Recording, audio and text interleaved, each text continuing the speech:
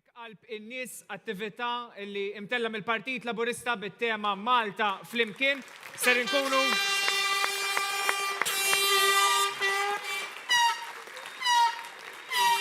se nkunu bis-sem tal-Prim Ministru u l-mexxej tal-Partit Laburista Roberta Bela se jkun qed iwieġeb għal diversi mistoqsijiet li ser ikunu qegħdin isiru minn nies preżenti faxxa wiesa ta' nies li jirrappreżentaw lil kulħadd mis-soċjetà.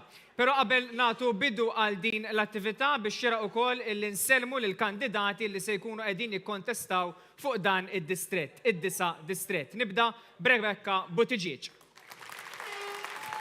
Michael Falzon, Clifton Grima, Edward Zammit Lewis, Stefan Zrinzo Azzopardi. Infakkarkom ukoll illi it-qassim tal-voti mill-pulizija ġewwa id-djar ġewwa r-residenzi tagħna issa spiċċaw allura mill-lum l-erba' propju beda illi intom in-nies tridu tmorru b'mod fiżikali ġewwa l-assa tal-pulizija sabiex tkunu tistgħu tiġbru il-vot tagħkom ukoll. Qabel ma jingħaqad magħna il-Prim Ministru l-mexxej tal-Partit Laburista Roberta Bela se nsegwu filmat mill-isbaħ li se jkompli jdaħħalna fit-tema tal-kampanja Malta flimkien. Insegwu. Għal sita negozju, il-jum jibda minn kmieni u jkompli sat-tard. Jaħdem, jirsisti, joħloq, jaqla lejxin għalih, għal-familja. Joffri opportunità l-ħaddima tiegħu. Ġi tal-Malta u għawdex. Għal sitta negozju, xejn ma jagħmlulu differenza l-battibekki bejn il-politiċi. X'aktarx idejquh. Iżda, tagħmillu differenza kbira min se jkun qed jieħu d-deċiżjonijiet li jiddeterminaw il-futur. Jekk ikompli jikber, tagħmillu differenza jekk min imexxi jifhmux. In-negozji jeħtieġu tmexxija li fil-mument tal-prova issostnihom. Iridu min ikompli jagħmilhom kuraġġ. Jeħtieġu lil min f'pandemija nieda l-iskemi biex jinvestu iktar u mhux qatalhom qalbhom. Minenhom jibqgħu sodi biex illum iktar minn qatt qabel iridu jħarsu l-qudiem. Dan kollu Robert Abela mhux biss jemnu iżda wettqu fil-mument tal-prova.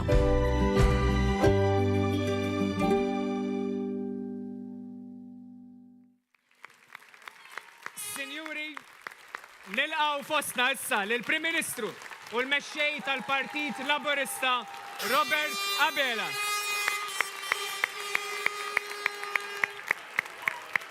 Grazie ħafna.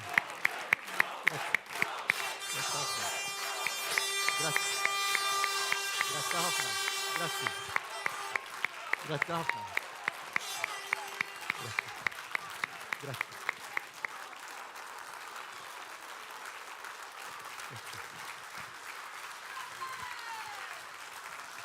Grazzi ta' dil-merħba verament sabiħa. Grazzi ħafna, grazzi.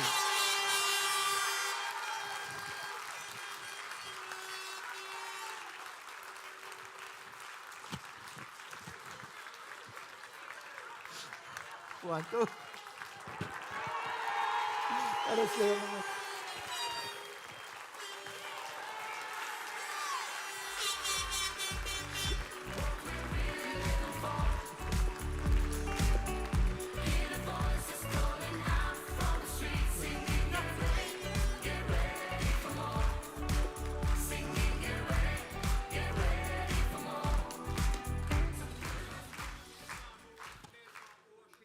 Jum tal-kampanja elettorali, naturalment kienet ġimgħa oħra impenjattiva, kienet ġimgħa fejn mill-bidu tagħha rajna wkoll it-tqassim taċ-ċekkijiet ta' refużjoni tat-taxxa u l-bieraħ rajnik ukoll tinawgura proġett mill-isbaħ it-tieni fażi tal-proġett ta' Taqali, spazju ieħor għall-familji Maltin u Għawċin.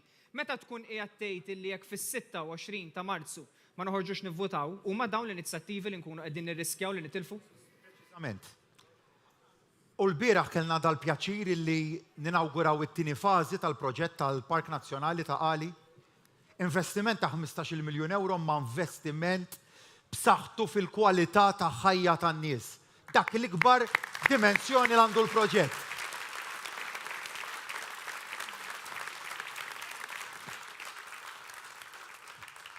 U tittara kif irnexxilna nirriġeneraw dik l-erja kollox qed nitkellmu dwar il-Crafts Village, proġett illi jinsab miexi. Il-Park Nazzjonali nnifsu fejn fih issa semmorru għal prova konkreta tal-kunċett dak li semmejna fil-manifest elettorali magħruf bħala Urban Green Reclamation. Xi jfisser? F'Taqali kellna fabbrika tal-konkrit mitluqa. Kulħadd kien jixħet l-iskart tal-kostruzzjoni fiha min involut fl-industrija tal-kostruzzjoni. Kienu jixħtu l-iskart fiha. X'għamilna? Ħadna lura dik il-fabbrika u minn spazju li qabel kien jintuża l-fabbrika tal-konkrit. Illum ħloqna spazju aħdar miftuħ għall-familji tagħna li fihom jistgħu jgawdu l-ħin ta' rilassament mal-familja tagħhom.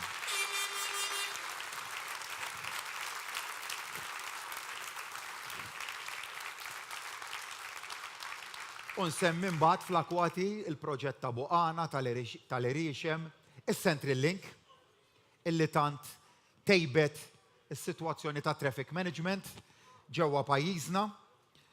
U meta nitkellmu dwar futur aħjar li rridu għall-familji tagħna u għall-uliedna wkoll huma dawn il-proġetti. U dan il-proġett li komplejna ninawguraw il-bieraħ fadal fażijiet oħra tiegħu. U nixtieqkom tmorru tara kif verament il-kunċetti li tkellimna dwarhom anka fit-tnedija tal-manifest elettorali tagħna fil-bidu tal-kampanja meta tkellimna dwar l-investiment ta' 700 miljun euro fuq medda ta' 7 snin. Dan huwa proġett xieda konkreta ta' dak li qegħdin nitkellmu dwaru. Il-spazju miftuħ, spazju fejn jistgħu jgawdu l-familja b'mod sempliċi, imma fejn verament se jwassal għal titjib fil-kwalità tal-ħajja. Kien għalhekk ukoll li b'mod konkret mbagħad fil-bidu tal-kampanja elettorali identifikajna x'se jkunu l-proġetti maġġuri li se nagħmlu fit-titjib ambjentali ta' pajjiżna nsemmi dak ta' Triq Sant'Anna tal-Furjana, dak tar-Raba Tawdex, proġetti f'Santa Venera. Hemm diversi li identifikajnihom b'mod ċar mill-ewwel u mbagħad oħrajn fejn anke nistgħu nixtru ġonna tal-privat u nagħtuhom lin-nies. Dak id-diversi proġetti li għandna. Ma dik hija biss parti mit-titjib fil-kwalità tal-ħajja. Imbagħad hemm ukoll dak li esperjenzajna f'dan il-jumej ċekkijiet li tajna lin-nies biex ngħinuhom ċekkijiet ta' stimolu.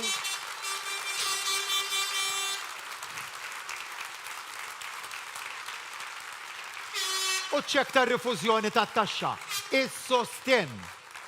Issa dalgħodu kelli dibattitu mal-kap tal-Oppożizzjoni u qalli eżempju ħażin ta' governanza għax għenna lin-nies.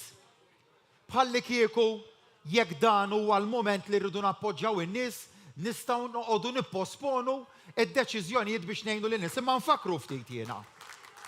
Infakru ftit illi aħna ma tajniex iċ-ċekk tar-rifużjoni tat-taxxa għax qegħdin f'kampanja elettorali. Iċ-ċekk tar-rifużjoni tat-taxxa tajnieh kull sena u dejjem saħħaħnieh.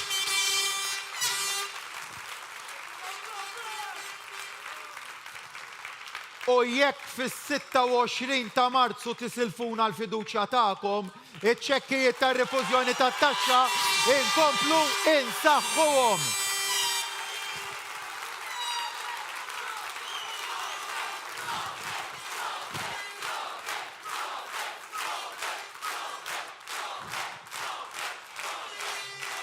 Mana tafu fej qegħdin u mana tafu li kull sena se jkun hemm 24 miljun euro allokati għaċ-ċekkijiet tar-rifużjoni tat-taxxa. Imma mhux biss. Mhux biss. Se nkunu qed inwessaw it-tax bands b'mod li nwessaw it-tax band ta' isfel biex niżguraw li dawk li jaqalgħu l-inqas ikunu qed jiffrankaw it-taxxa huma wkoll. Dik il-miżura se tħalli 66 miljun euro fil-bwiet tal-familji tagħna. B'kollox bejn ċekk tar-rifużjoni tat-taxxa. Twessieħ tat-tax band se nkunu qed inħallu 90 miljun euro fis-sena fil-bwiet tal-familji tagħna.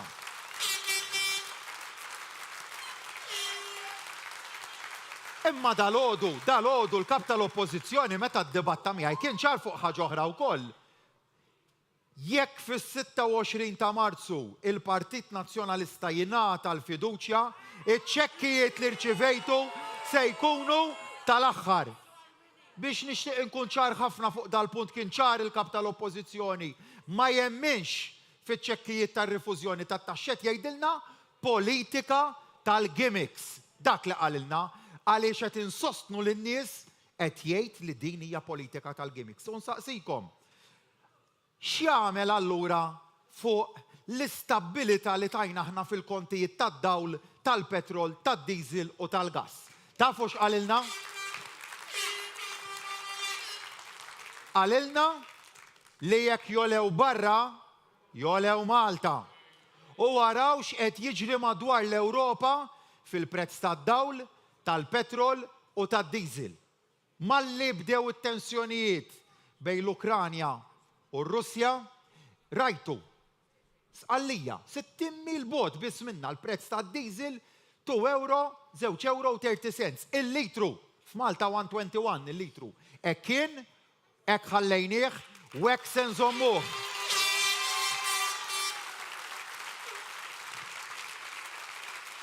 Tajnikom kelma fil-bidu ta' pandemija li se nkunu man-nies u hekk għamilna żammejna l-kontijiet tad-dawl stabbli. Waqt il-pandemija saħansitra raħħasna l-fuels u żammejnihom f'dak il-prezz orħos. Żammejna l-prezz tal-gass stabbli u għandna il-kredibilità li dak li qed inwedu li se nżommu il-prezzijiet tal-enerġija stabbli dik hija weda li se nibqgħu nżommu magħha. Għandkom il-kelma tiegħi. U għalhekk l-għażla fis-26 ta' Marzu hija jekk tridux tissugraw dan kollu jew jekk irridux illi flimkien nibqgħu mixjin il-qudiem bħala Malta flimkien biex nibqgħu nagħmlu l-ġid għal pajjiżna.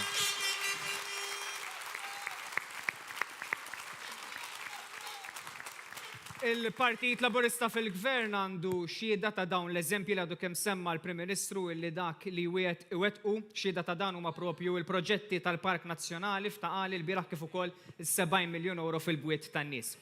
Magħna Prim Ministru llum għandna l-ewwel kelliem li ser ikun qiegħed jagħmellek mistoqsija, Luke Skorfna li huwa għalliem tal-edukazzjoni fiżika. Luke, fidejk.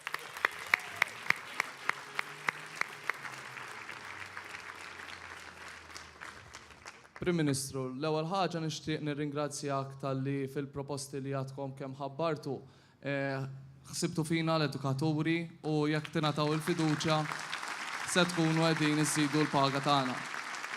Nemmen li dan huwa rikonoxximent sabiħ għall-għalliema kollha għax-xogħol tagħhom u wkoll għad-dedikazzjoni li għandhom lejn l-istudenti kollha. Iżda bħala għalliem tal-edukazzjoni fiżika ma nistax ma nistaqsix. Jekk għandna daw it-tfal li l-qoddim iridu jkunu iktar attivi, iktar b'saħħithom, x'inhi l-viżjoni tagħkom għalihom? Grazzi.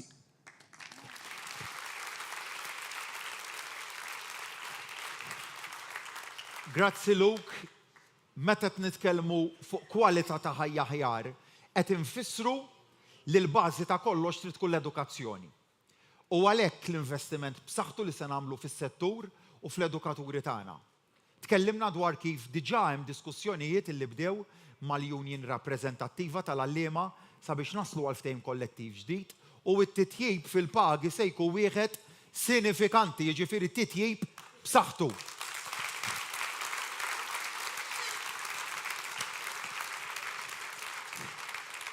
Għax hekk huwa xieraq. Imma kif nistgħu nitkellmu dwar Malta b'saħħitha jekk fiċ-ċentru tagħha ukoll ma jkollniex l-enfasi fuq is-settur sportiv, fuq nutrizzjoni aħjar, fuq l-attività fiżika, fuq l-isport mod ġenerali kemm għal dawk li jipprattikawh b'mod professjonali kif ukoll għal dawk li għalihom l-isport huwa d-delizzju tagħhom. Jiena forsi wieħed mill-iktar nies konvinti dwar l-importanza ta' dan is-settur. L-isport jagħtik il-valuri, jagħtik it-twemmin fil-valur tal-integrità, fil-prinċipju tal-fair play, li mbagħad dak il-valuri li jagħtik l-isport tista' tittrasporthom f'kull settur ieħor tal-ħajja, jekkux fil-politika, fi kwalunkwe ħaġa li tagħmel dak li għalmek l-isport jagħtik pedament sod li permezz tiegħu tista' tibqa' miexi l qudiem. U nemmen f'pajjiż li huwa nies li huma fiżikament b'saħħithom, mentalment b'saħħithom u jekk hemm ċavetta li tagħtik dak kollu definittivament huwa l-isport. Kemm jgħin li prattikar tal-isports fis-saħħa mentali. Il-bieraħ kellna ħadd pjaċir illi nsegwi l-konferenza li nżammet li ippromovit dan il-fatturi ta' sbieħ fil-pajjiż organizzata Lidja flimkien ma' bqija ta' nies ġejjin minn setturi differenti tas-soċjetà tagħna. M'hemmx kulur politiku, dan huma temi nazzjonali u rridu niddiskutuhom b'maturità u lilin mill-partiġjanizmu. Għalhekk x'qegħdin naraw għas-settur sportiv mod ġenerali, aktar investiment fil-faċilitajiet sportivi. Ħadd pjaċir ftit tal-jimilu meta mort l-Emcast nara tant studenti li mill-isport qed jaraw karriera fej forsi fis-snin passati wieħed kien isiba diffiċli li joħloq karriera mill-isport illum inċentivajna tantu tan żgħażagħ li jaslu l-isport bħala il-futur u l-karriera tagħhom. Xi ħaġa li verament tieħu pjaċir biha.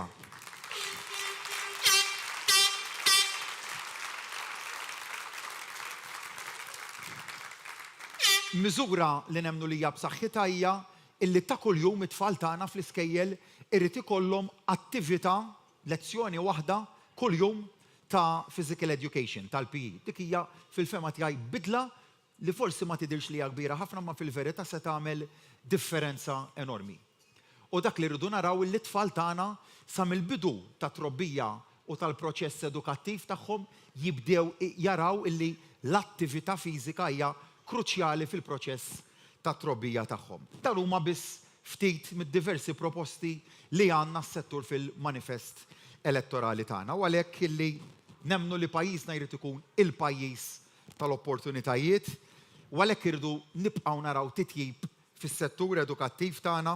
L-isport mbagħad irid ikun parti minn din il-varjetà. Meta nitkellmu dwar attivitajiet ekstrakurrikulari, għandna miżura li tiffaċilita illi il-ġenituri jistgħu ilaħqu mal-ispiża biex it-tfal jibatu biex il-ġenituri jibatu tfal tagħhom għal attività ekstrakurrikulari hija waħda ta' arti, ta' kultura, ta' sports, dak huwa li rridu ninċentivaw aħna li it-tfal kollha tagħna jkollhom l-istess aċċessibilità għat-titjib edukattiv tagħhom. Dan jgħod bl-istess mod għall-isports. U għalhekk biex bħala pajjiż aħna bħala soċjetà niffaċilitaw illi iż-żgħażagħ tagħna, it-tfal tagħna minn ħolma, minn aspirazzjoni jaslu għar-realtà ta' dak illi joħolmu fih. U għalhekk ukoll meta nitkellmu dwar il-garanzija għat-tfal. Aħna ma rridux sitwazzjoni fejn ikun hemm tfal illi l-ġenituri tagħhom jistgħu jibatuhom għal attività ekstrakurrikulari għax finanzjarjament jifilħu għall-ispiża u tfal minn familji li forsi jifilħu anqas li ma jistgħux imorru għal dal-attivitajiet tant importanti għal formazzjoni tal-karattru. Għalhekk illi ġejna mnebħin minn dan il-prinċipji illi rridu nagħtu level playing field għat-tfal kollha tagħna u għall-ġenituri kollha biex naraw verament investiment b'saħħtu f'uliedna u dik hija l-investiment b'saħħtu fit-tfal tagħna huwa deċiżjoni oħra importanti li fis-26 ta' Marzu se nkunu qegħdin nieħdu. Jekk irridux nibqgħu ninvestu bis-saħħa fil-futur tat-tfal tagħna jew jekk irridux immorru għal politika tal-passat li għal dan is-settur ukoll ma kienet toffri litteralment xejn.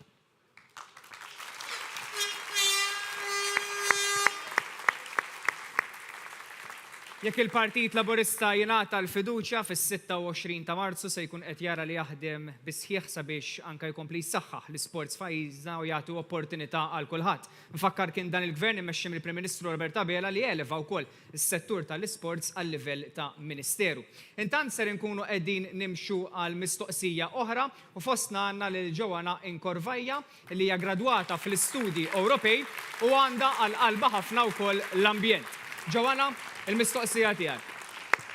Dr. Abela, insellimlek.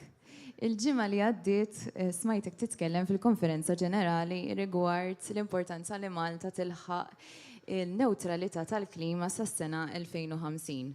Mira li bla dubju hija ambizzjuża ħafna, però li hija bżonn juża wkoll biex indejjem intejbu l-kwalità tal-ħajja ta' kulħadd.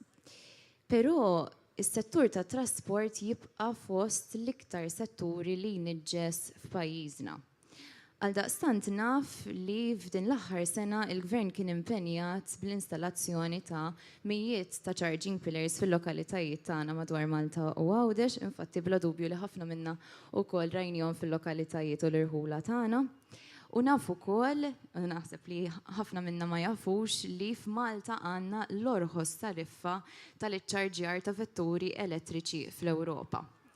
Apparti dawn iż-żewġ impenji, bla dubju li nridu nsemmu wkoll l-iskema għax-xiri ta' vetturi elettriċi għall-individwi. Dawn miżuri kollha li qegħdin jgħinu u qegħdin juru li l-gvern huwa impenjat f'din il-mixja lejn trasport iktar nadif. Però Prim Ministru nemmen li jekk verament irridu din it-tranzizzjoni tkun ta' suċċess, ma nistgħux nkunu biss skemi għall-individwi biex jixtru ma' vettura elettrika, mirridu wkoll ngħinu lill-kumpaniji u l-industrija Maltija biex ikollhom l-opportunità li anke huma jinvestu vetturi elettriċi u jbidru il-flotta tagħhom għal dik elettrika.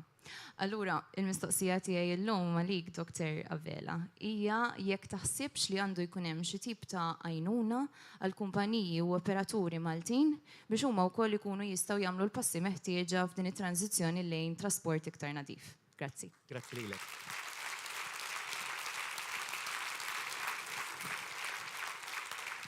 Kemm hija domanda relevanti għar-realtajiet tal-lum.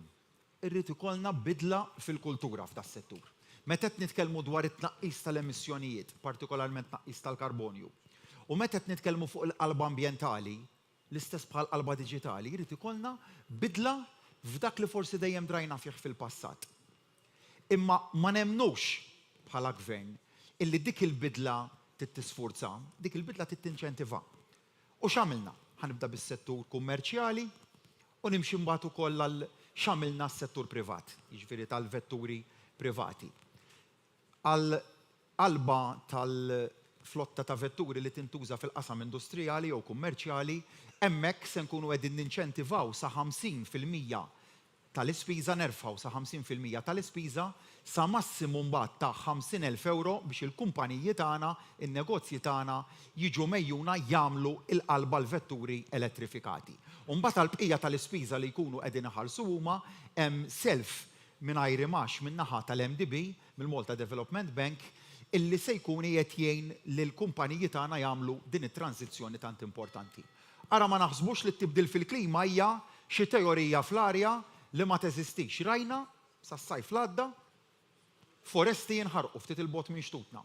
Da kollu għax it-temperatura qiegħda titla, t-temperatura globali qiegħda titla, u jekk ma nagħmlux il-bidliet tal-mod kif ngħixu ta' kuljum, dik it-temperatura se tibqa' titla u allura l-konsegwenzi ambjentali, l-konsegwenzi fil-bidla fil-klima se jkunu katastrofiċi u fil-COP26 ftit ta' xhur ilu tkellimna li l-aktar impattati ikunu l-Gżejjer.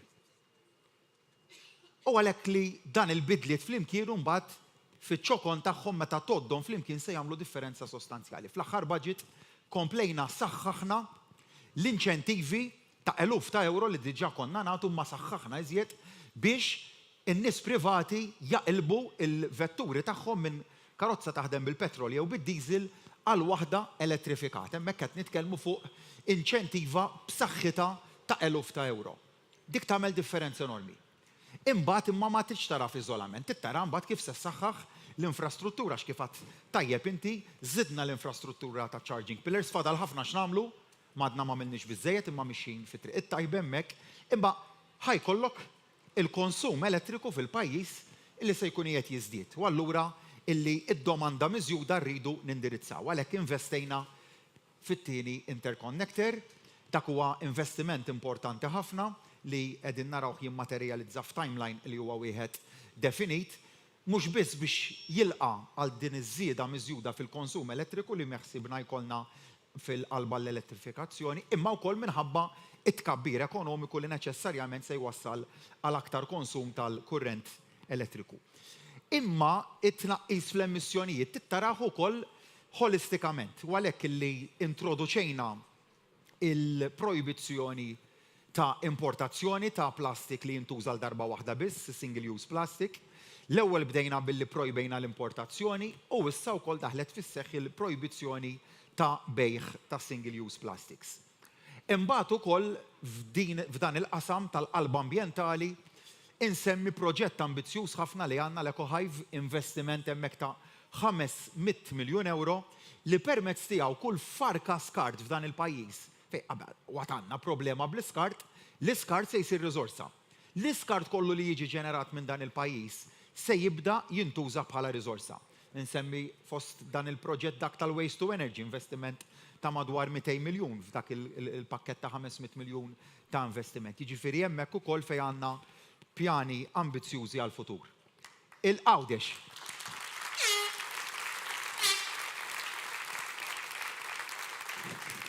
Għawdex. Għandna mira ambizzjuża illi Għawdex jiġi climate neutral qabel Malta. U nistgħu naslu għaliha. Nistgħu naslu għaliha billi Għawdex il-mira tagħna hija li jiġġenera l-bżonnijiet kollha tal-elettriku tiegħu minn sorsi rinnovabbli.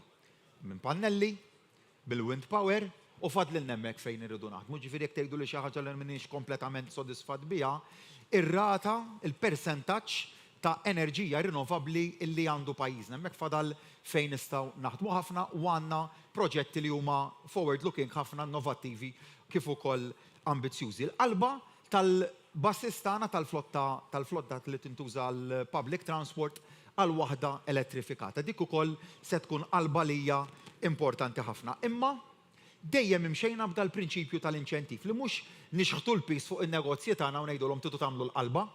Bl-istess mod kif m'għamilniex man-nies dan il-proċess. M'għadniex lin-nies karozzi tal-petrol u diesel daqshekk. Le, nafu li billi din hija bidla fil-kultura ma tistax tagħti xokkijiet, ma tistax lin-nies partikolarment lil dawk li ma jifilħux forsi finanzjarjament tgħidilhom tittaqleb mill-lum għal għada. Le, inċentivajna lin-nies u llum nistgħu nitkellmu dwar li jaqbillek li taqleb għal vettura elettrifikata u tajna l-inċentiv u dak l-inċentiv nistgħu nibqgħu insaħħuh bħala parti mill-miżuri sostenibbli li nniedu minn sena għal oħra fil-baġit tagħna. U għalhekk imma ċ-ċavetta ta' kollox ta' dal-bidliet tibqa' ekonomija b'saħħitha. U jekk ma jkollokx ekonomija b'saħħitha,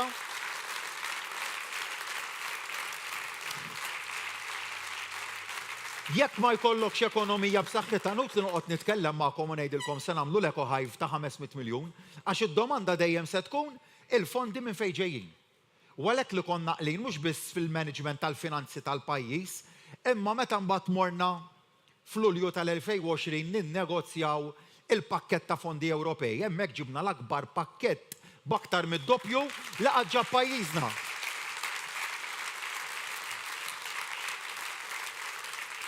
Avolja qalulna li maħniex se nġibu daqshom imma ġibna iktar mid-doppju, vera mhux daqshom iktar mid-doppju. U meta nnegozjajna l-pjan ta' rkupru mill-pandemija, hemmhekk il-pakkett li ġibna ta' aktar minn 320 miljun se jkollu enfasi enormi fuq miżuri ambjentali u meta ġiet il-President tal-Kummissjoni Ewropea ġewwa pajjiżna qaltilna l-aktar pjan tagħna ambjentalment ambizzjuż minn fost l-istati membri kollha. Minkejja li l-oppożizzjoni kienet ilha ġimgħa tgħidilna ma tafux x'qed tagħmlu u m'għandkomx idea ta' x'qed tagħmlu, imma aħna noqogħdu fuq li tgħidilna il-President tal-Kummissjoni Ewropea u mhux fuq dak li jgħidilna Bernard Grek, naturalment. Semmejt ħafna proġetti li se nkunu qegħdin nagħmlu, semmejt ħafna proposti biex dak il-proposti nwettquhom u nagħmluhom realtà fis-26 ta' Marzu għandna bżonn il-fiduċja ta' kull wieħed u waħda minnkom biex dak il-proposti inwettquhom u nagħmluhom realtà.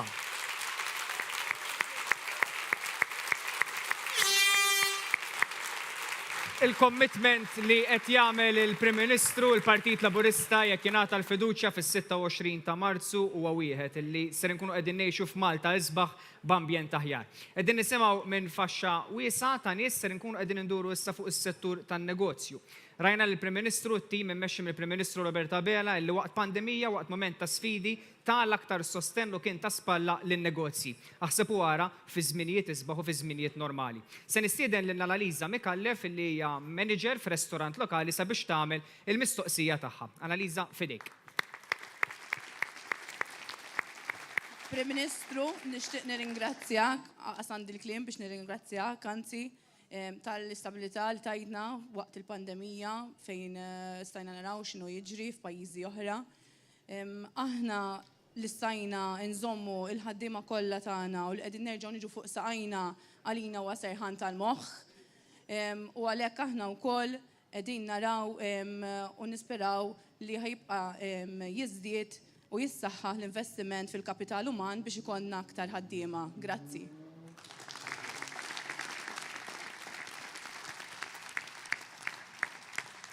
Il-grazzi għalejk u lejn is-settur kummerċjali kollu tar-reżiljenza li wrejtu illi fl-eqqel żminijiet żammejtu il-ħaddiema fl-impjieg magħhom.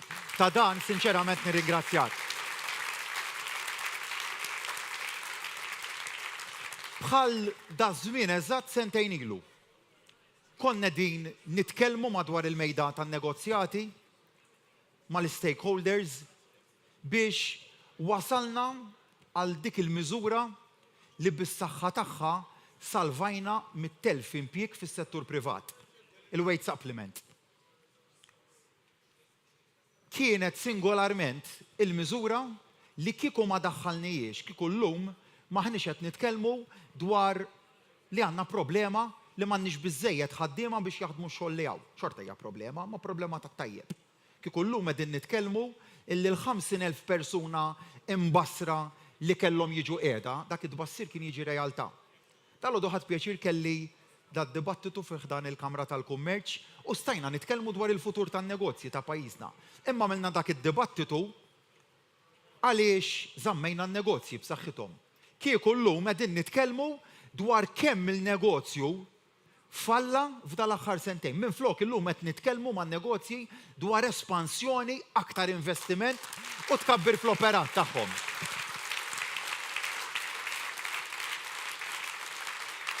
Wage supplement waħdu il-pajjiż investa fin-nies tiegħu kważi 800 miljun euro.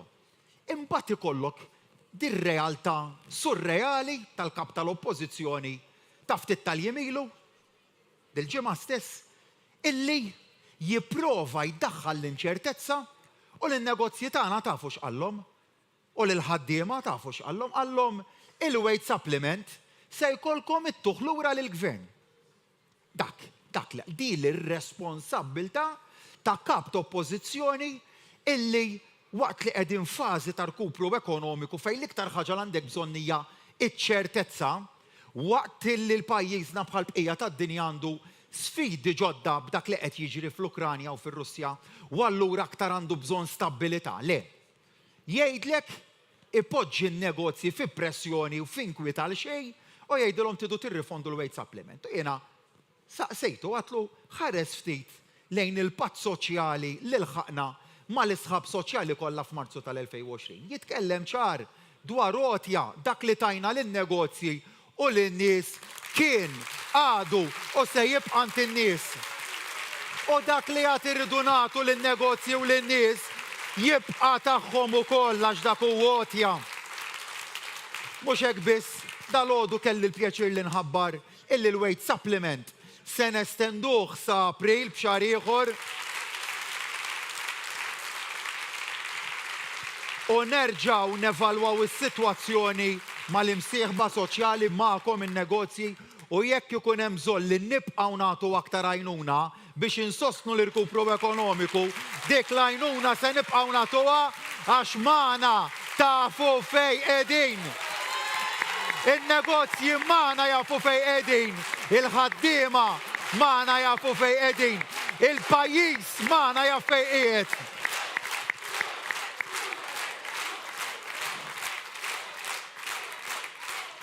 U għalhekk iva li nitkellem b'konvinzjoni dwar rebbija b'saħħitha u sajf b'saħħtu ħafna. Għaliex?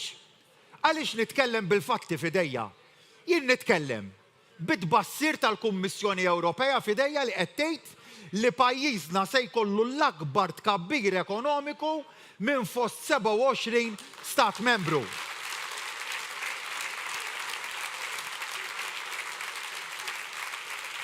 Nitkellem bis-serħan il-moħħ li llum flok 50,000 persuna qiegħda għandna l-aktar numru ta' persuni li qed jipparteċipaw u jaħdmu fis-suq tax-xogħol.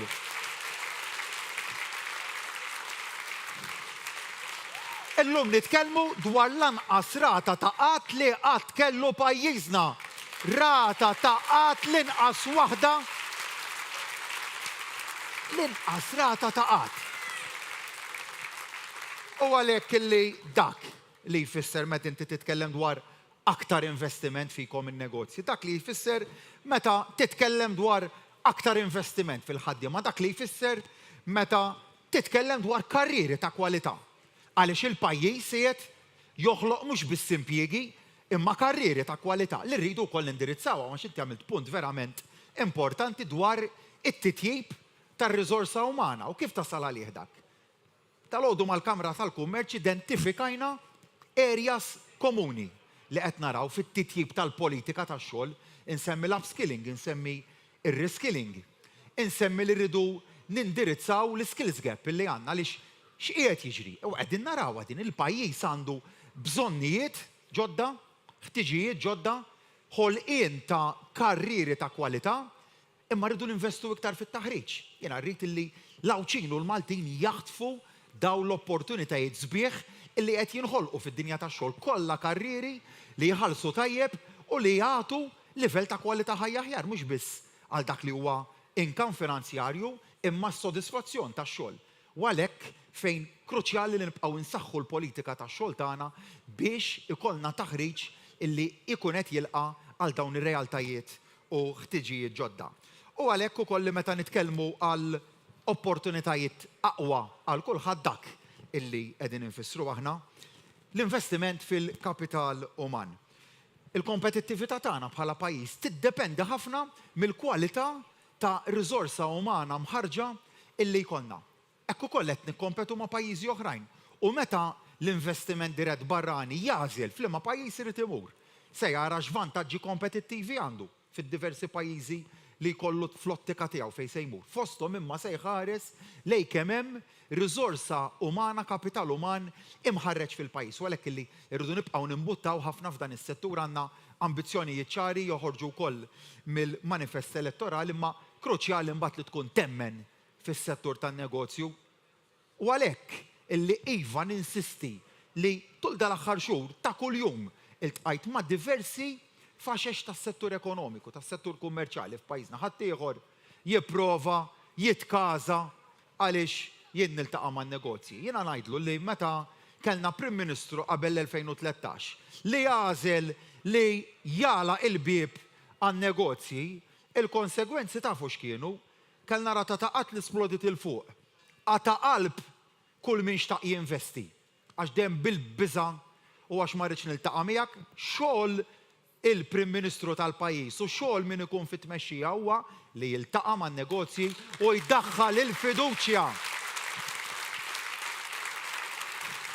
Il-fiduċja, iċ-ċertezza u level playing field li tdaħħal li tagħti lin-negozji iċ-ċertezza li l-vantaġġ kompetittiv tagħhom se jkun daqs ta' kulħadd ieħor. Kulħadd jikkompeti b'mod fair. U mbagħad daħħalna miżura biex inkomplu nsaħħu l-fiduċja tan-negozji tagħna fejn se nkunu qed innaqsu għall-ewwel darba fl-istorja ta' pajjiżna r-rata tat-taxxa minn 35% għal 25%.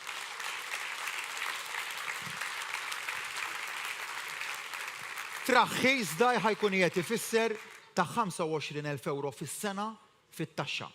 Lin-negozji tagħna se jinvestuhom f'impjiegi ġodda, free investment fin-negozju tagħhom u f'pagi aħjar għal ħaddiema tagħhom. Hekk tkellmu magħna in-negozji imbagħad tara l-proposta tal-Partit Nazzjonalista wkoll qed jgħidu li se jnaqsu r-rata tat-taxxi tal-kumpanija ma tafx qed jgħidu tant waħħlu termini u kundizzjonijiet mal-proposta tagħhom li meta tanalizzhom ifisser illi se jtuk roħs tat-taxxa ma biex tasal għalih biex tieħdu se joħdulek aktar milli jtuk.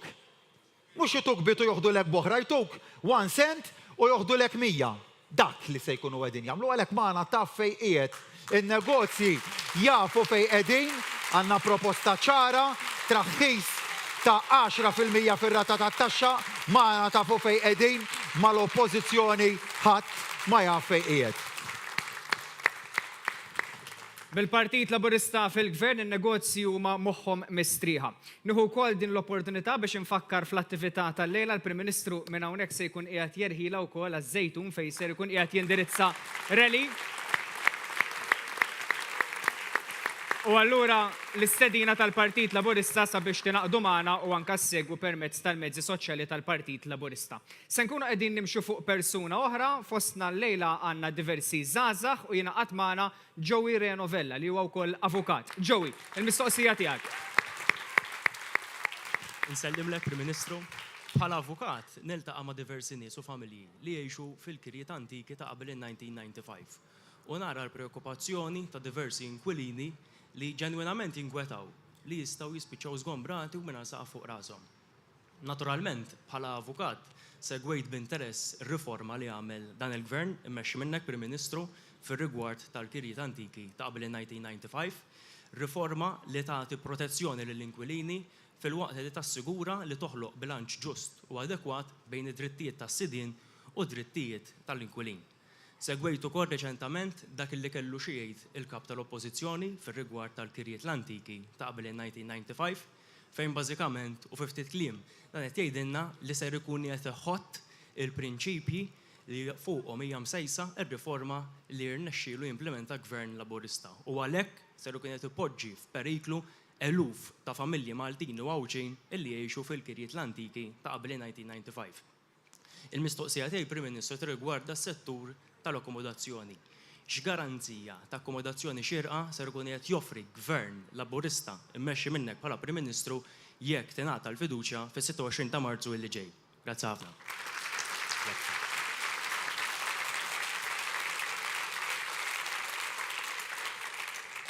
10,000 familja. Pajjiż għandu 10,000 familja, mhux 10,000 ruħ, 10,000 familja, illi jgħixu f'residenza li dwarha hemm kirja protetta ta' qabel il-1995. Partit Nazzjonalista fil-Gvern kien prova jindirizza dir-realtà. Għamlu riforma fl-2009, afġuha.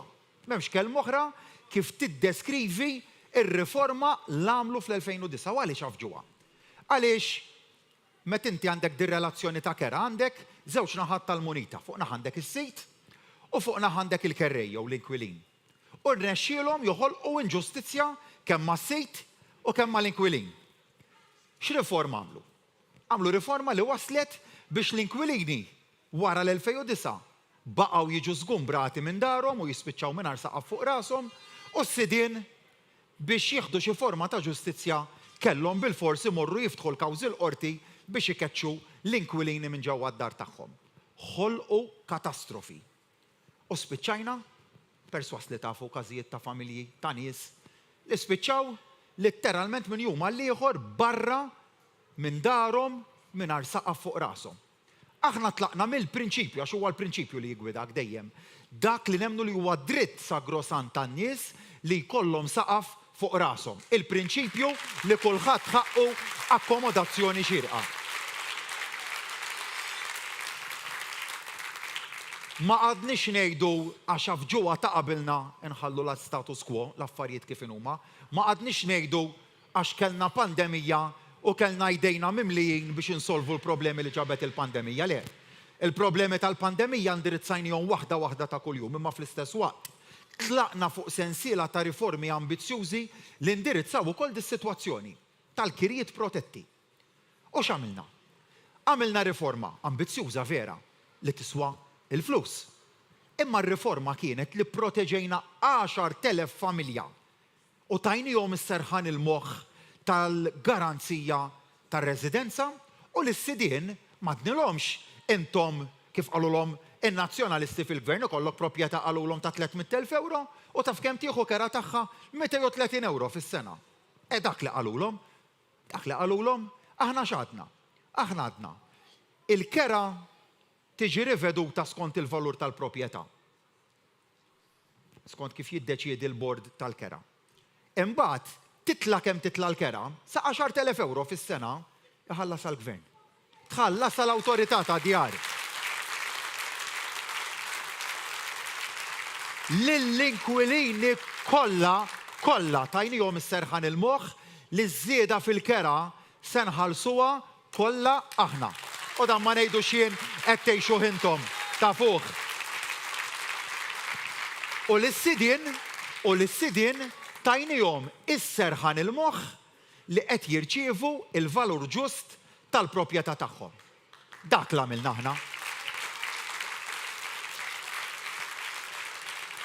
Imma tgħidu għax kieku mhux għax taqra fuq bl-iswed fuq l-abjad fuq waħda ma nafx kemm l-inverżjoni għamlu tal-manifest elettorali tagħhom il-Partit Nazzjonalista. Waħda mill-miżuri ewlenin, mill-proposti ewlenin tagħhom tafu x'kienet li dir-riforma li għafġu huma fl-2009 u r-riforma li għamilna aħna b'mod tajjeb ftit ta' xurilu qalu li fi żmien 3 snin minn mindu jingħataw il-fiduċja biex imexxu l-pajjiż iħottu din ir-riforma. Iħottuha kompletament. U tawna d-dettalji ta' kif ħajħottuha. Għalulna fl-ewwel sena nibqgħu ngħinu kif qed jgħin Gvern Laburista llum. Fit-tieni sena innaqsu l-għajnuna. U fit-tielet sena 10,000 familja jispiċċaw bla saqaf fuq rashom. Jew jħallsu l-eluf ta' euro fis-sena ta' kera, jew jispiċċaw żgumbrati. Dik ir-riforma li qal li ħajamel il-Partit Nazzjonalista fuq il-kirjiet protetti. U għaliex? Għaliex hemm prinċipju warajja li jemmnu fih li ma jħossux għaż-żgħir, li ma jħossux għall-batut, li ma jħossux għal dawk li jistgħu l-inqas fis-soċjetà tagħna. M'għandhomx qalb u ruħ soċjali.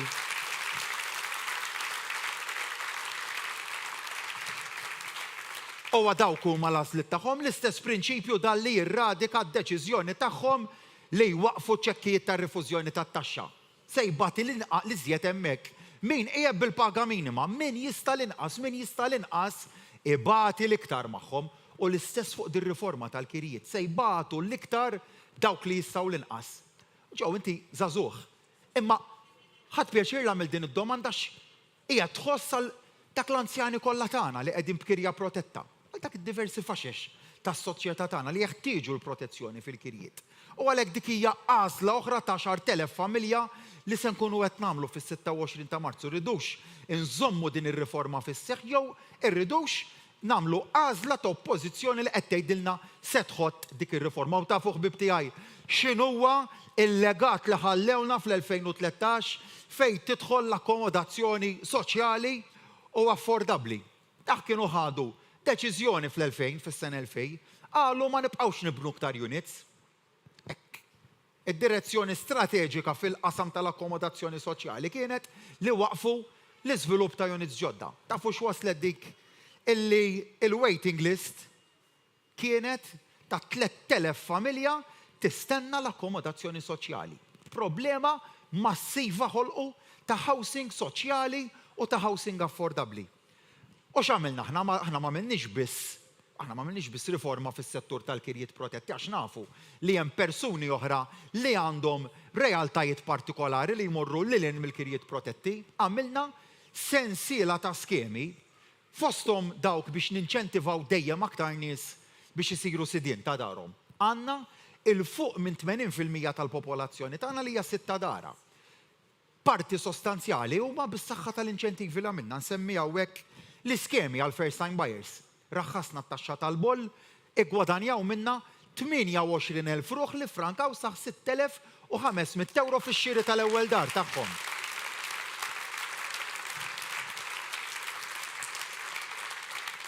Għamilna l-iskema tal-equity sharing u bqajna wessawa.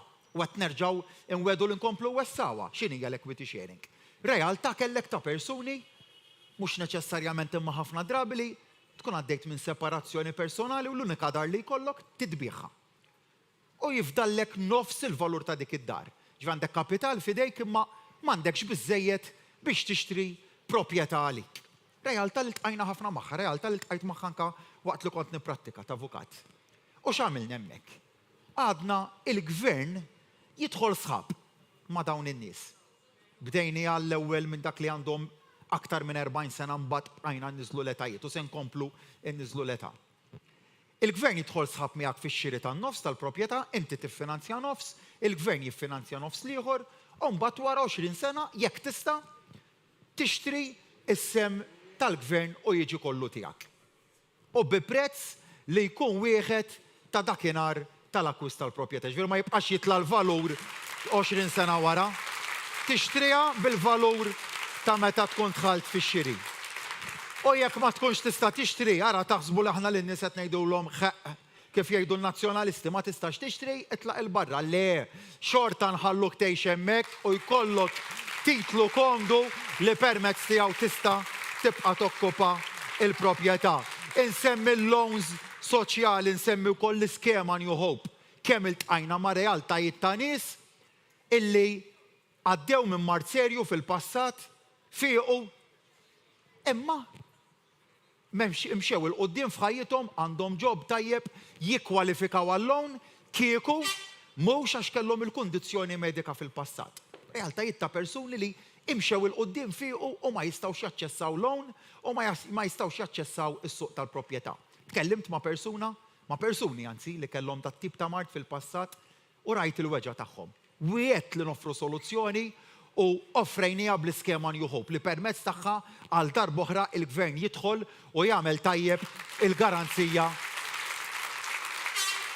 biex dan il-persuni minn flok life insurance policy jagħmel tajjeb għalihom il-gvern u jkunu jistgħu jisselfu biex jixtru il-proprjetà tagħhom. Tajna għajnuna fuq id-depożitu tal-10% tal-konvenji. Ħafna nies li jkollhom biżejjed biex jaċċessaw loan jew biex jixtru proprjetà ma jkollhomx biżejjed biex ipoġġu l-10% tal-konvenju. Hemmhekk ukoll tajna self li permezz tiegħu mbagħad fuq medda ta' snin tista' tħallas lura lill-gvern dak is-self illi jkun tak u naturalment din l-iskema issa komplejna u wessajnija u żidna l-valur tal-proprjetajiet illi permezz tagħhom wieħed jista' jibbenefika minn din l-iskema. Nsemmi l-Fondazzjoni għal Housing Affordably għaliex aħna mxejna fuq żewġ dimensjonijiet, il-Housing Affordably kif ukoll l-investiment fil-housing soċjali. U x'investiment għamilna fuq il-housing soċjali? L-ikbar proġett ta' housing soċjali li qatt kellna f'pajjiżna. Investiment hemmhekk ta' 110 miljun euro.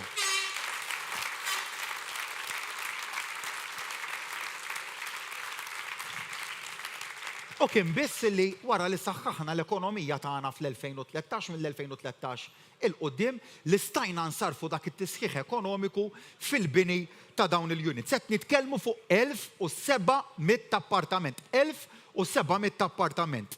Mijiet waslu fl-aħħar fażi tagħhom bdew ikunu lesti jitlestew, tinsemmi proġetti Birkirkara, Ħattart, Ħalkirkop u magħhom se nkunu qegħdin illestu oħrajn fix-xhur illi ġejjin. Se jkollna biżejjed stok ta' proprjetà biex inġibu kważi fix-xejn il-lista ta' stennija. U allura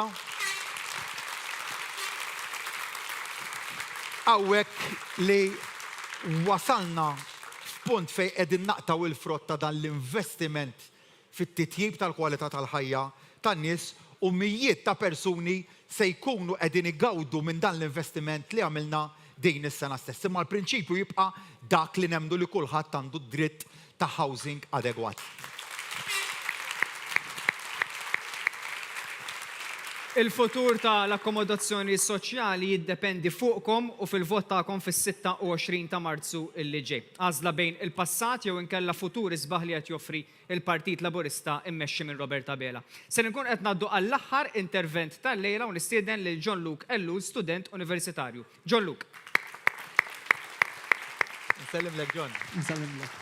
Prim Ministru, l-għażla tiegħi hija l-Partit Laburista għaliex nemmen f'gvern reformista.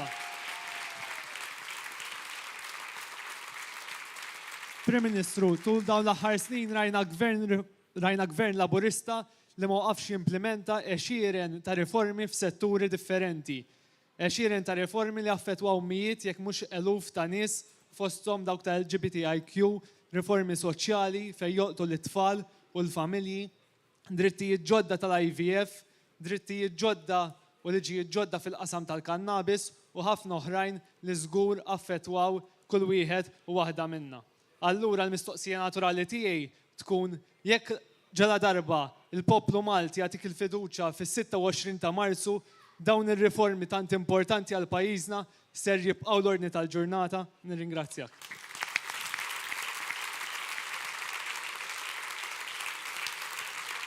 Risposta ta' Iva ċara. Dan huwa moviment li jgħix għall-bidliet u r-riformi.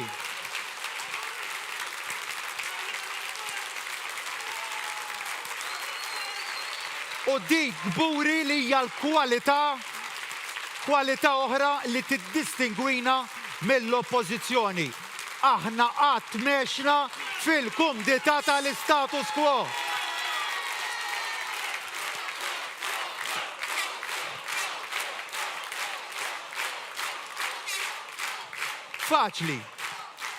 Faċli tala għajnejk u ddawwar wiċċek għad-batijiet tan-nies, dik l-ħfef ħaġa li tista' tagħmel. Imma jien insaqsi lilkom, aħna nistgħu ndawru wiċċna u nagħlqu għajnejna għall-esperjenzi li smajna u rajna ta' nies li ma kellhomx ix-xorti li jsiru ġenituri u llum hawn il-mezzi ta' xjenza li bihom jistgħu jsiru ġenituri. Nistgħu aħna. U għalhekk lil dak il-koppji tajtom kelma li sa mid-ġurnata mill-bidu tal-leġislatura jekk aħna ningħataw fiduċja, aħna se nkunu qed nagħmlu l-emendi kollha meħtieġa fil-liġi tal-IVF li jiffaċilitaw il-proċess biex huma wkoll jistgħu jsiru ġenituri.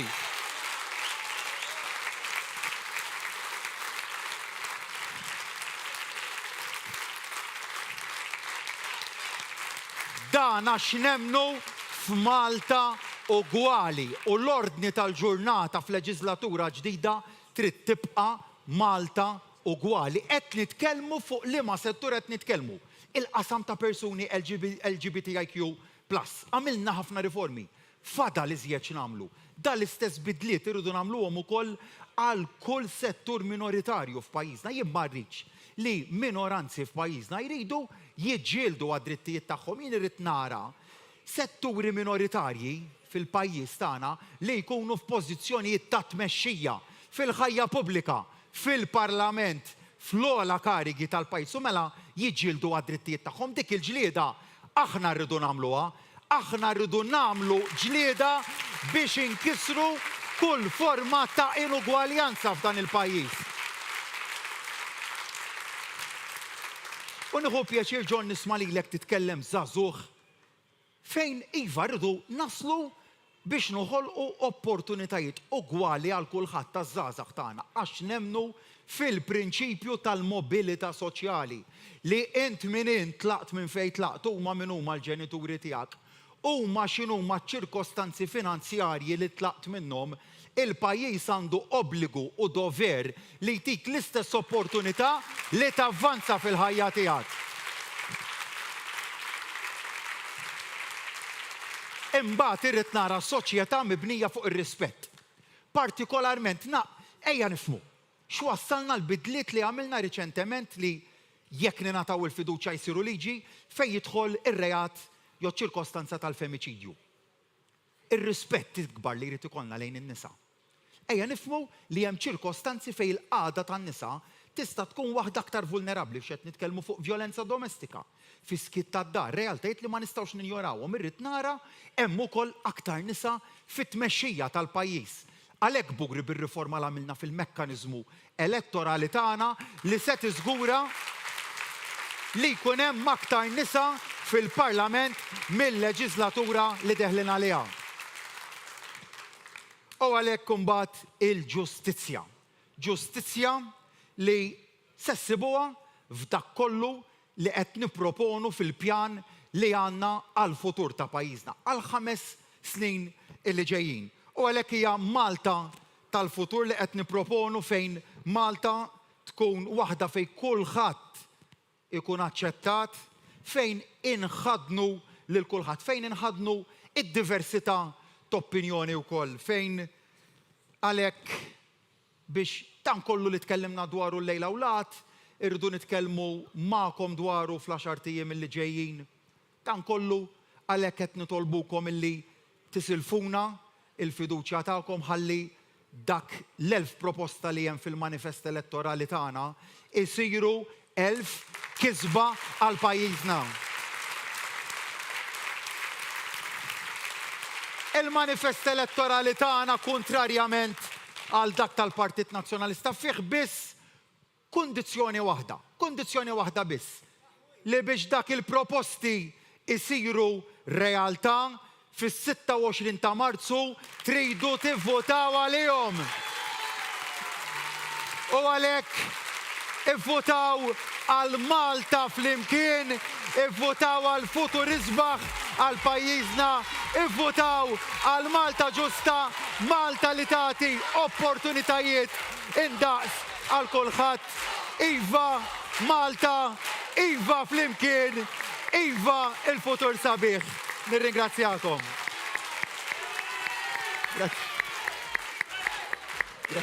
Wasalna fl-aħħar tal-attività, nirringrazzjaw lill-Prim Ministru u l-mexxej Laburista Robert Abela, lilkom illi kontu preżenti hawnhekk, minn hawnhekk issa l-Prim Ministru għal rally ġewwa ż-Żejtun. Insellmilkom u l-lejl it-tajjeb.